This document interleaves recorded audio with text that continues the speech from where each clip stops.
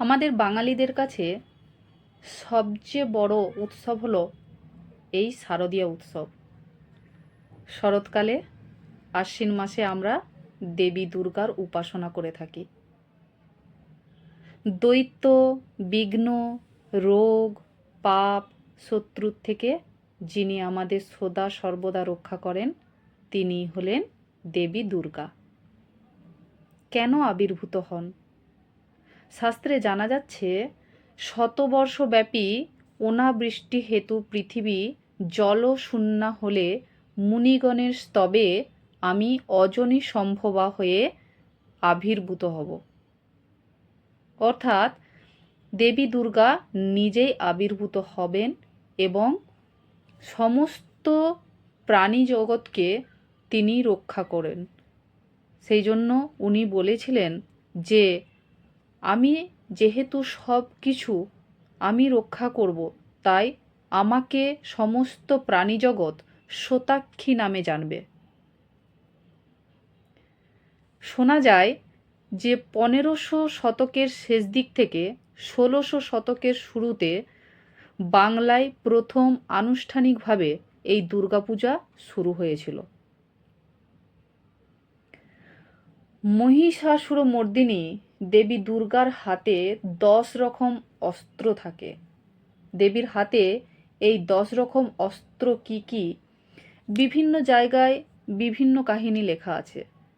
প্রাচীন ভারতীয় পুরাণে দেবী দুর্গার হাতে কোন কোন অস্ত্র দিয়েছিলেন আসুন জেনে নিই। শিবশম্ভু মহাদেব দেবী দুর্গাকে দান করেছিলেন ত্রিশূল। ভগবান বিষ্ণু দেবী দুর্গাকে দিয়েছিলেন সুদর্শন চক্র। দেবরাজ ইন্দ্র দেবী দুর্গাকে দিয়েছিলেন বজ্র এবং ঘণ্টা। বরুণ দেব দেবী দুর্গাকে দিয়েছিলেন শঙ্খ বা পাশ।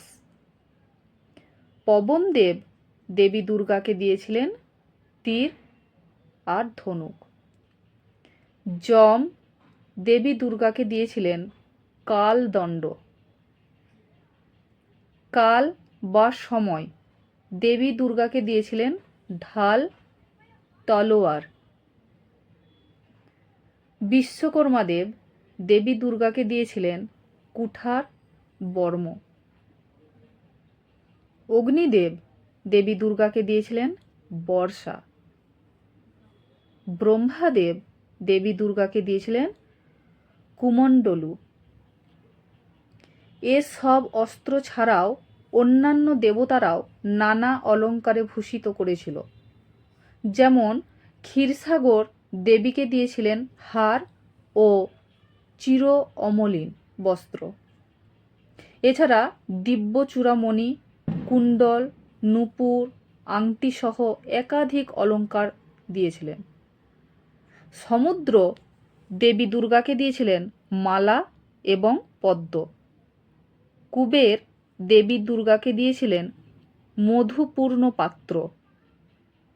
শেষনাগ দেবীকে দিয়েছিলেন নাগহার।